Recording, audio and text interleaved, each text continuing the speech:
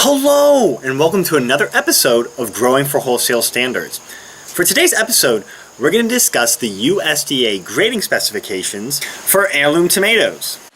Okay, what we have today are an heirloom tomato. So it's not going to look like your typical slicer tomato.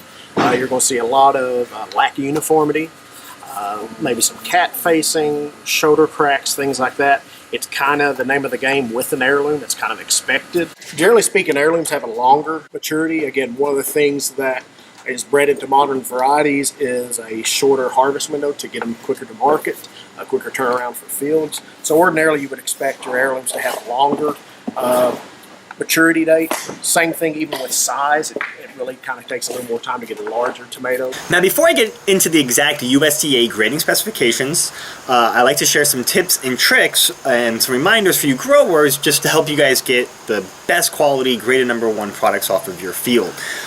So don't forget to check your soil, and if you're looking to learn more about that, check out the video here. It's also in the description below. Don't forget to scout weekly.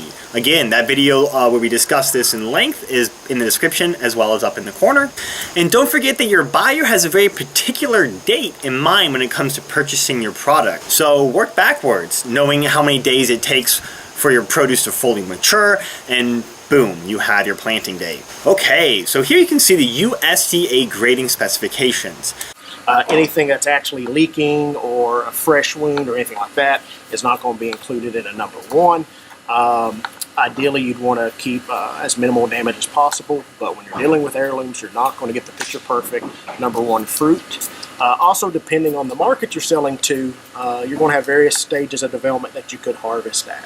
You'd want to talk with your customer. What are they seeing as acceptable? Where this has some deeper cracks, that may or may not be acceptable to the buyer, and that's where you'd make that decision.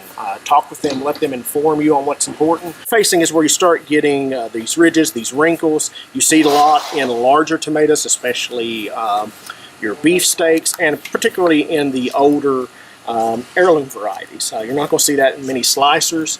It's just the nature of how the fruit grows, how they form. And so while it is, in a slicer, that would be a huge disqualification because of the form of tomato these are, and because they are heirlooms, that is just part of the fruit. Now remember, these just form the foundation of what most buyers use when it comes to grading. So before you begin selling, just make sure you know what your buyer expects your products to be graded like. Now in this show, when I talk about a USDA graded #1, I'm talking about the perfect produce here. I'm talking about grading with similar varietal characteristics, uniformity. And we're looking for produce that is free from damage, free from any wet breakdown, any scars, any damage from insects, any damage from freezing or mechanical or any means at all. This longitudinal line here, it's brown, it's a little raised if you're feeling it with your finger. That's actually called a zipper, and that is typically when the flower is somehow still attached in a way it didn't fully detach from the fruit, and so you get a slight scarring there. Again, it doesn't hurt the edibility of the fruit or anything like that, but depending on your market, that could make a second. With an heirloom, you're going to see that more likely than with others, or if you have temperature fluctuations during flowering. So that would not be something probably an issue with these tomatoes, but it is something that you will see on others that could knock a tomato to a #2. A USDA #2 is still just as safe to eat, it just suffers mainly from aesthetic damage. Now we're still looking for a lot of the same qualities here. We're looking for similar varietal characteristics, and we're looking for produce that is not entirely free from. It may have minor damage, but scarring and insect damage. Produce that suffers from major damage, from wet breakdown, from rot, from animals biting on it, this doesn't have a grade. And this doesn't have a grade because it shouldn't enter the market. This is your hog feed. This is your compost. When it comes to grading, we're still sending our #2s, and recently they've been finding their ways into wholesale markets. So still, we're grading for a lot of the same qualities here, just knowing that the more perfect USDA number 1 is going to your wholesale buyers, top quality, and your USDA grade number 2s are mainly going to your food banks, but like I said, are recently finding ways into wholesale markets. Then comes the sorting. Following USDA guidelines, you'll want to gently place your product into boxes, and you'll want to follow whatever your buyer guidelines are into how those should get boxed, whether you're boxing for a count or if you're boxing for a weight. Now, like any business, you want to build a healthy relationship with your customer. And when selling to wholesale markets, your buyer is your customer. And to learn and hear more about why that is so important to build a healthy relationship with your buyer, check out this video in the description below.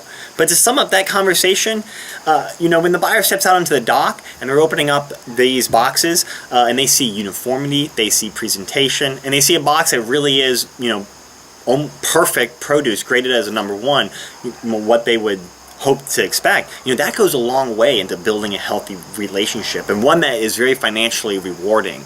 On the other end, when if growers, slip in number 2s into a box of number 1s, and the dock buyer, sees this for the 3rd or 4th time, that really hurts. That really hurts your business, and that really hurts all the growers that are on that pallet that gets sold to the wholesale markets. Because like Appalachian Harvest, we work with 70 family farmers, and to meet these large demands, it's not all coming from one grower. So we usually patch together these orders from a lot of different growers. So one grower putting too many number 2s into a box can impact all the growers into that order. So it's really important. Building a healthy relationship with your buyer is also building a healthy relationship, if you're using an aggregator or distributor, with your fellow farmers and your community. Just keep that in mind when really grading and sorting into these boxes. Okay, so we boxed it up, and we're boxing according to whatever the buyer's needs are, whether that's a case count or a box weight, and then it's time to apply your labels. Now, the first label you'll want to apply is your PLU sticker. If you're not required to place it physically on the produce itself, just throw in enough to cover one for everything in the box, plus some extra just in case any get damaged along the way. And you want to place that on the outside of the box. That is your first sticker. The second label you want to apply after your PLU sticker is a trace of origin sticker. This lets the buyer know where the product was boxed, as well as it's certified organic or conventional. Lastly, you'll want to apply your traceback code sticker, and to learn more about that, check out the video in the description as well, and it's up here in the corner. Well, I hope that helps. Any questions, comments, throw it in the comment section. We'll get back to you as soon as we can, and stick with us. We still got some great episodes coming up, and I hope to see you guys next time on Growing for Wholesale Standards.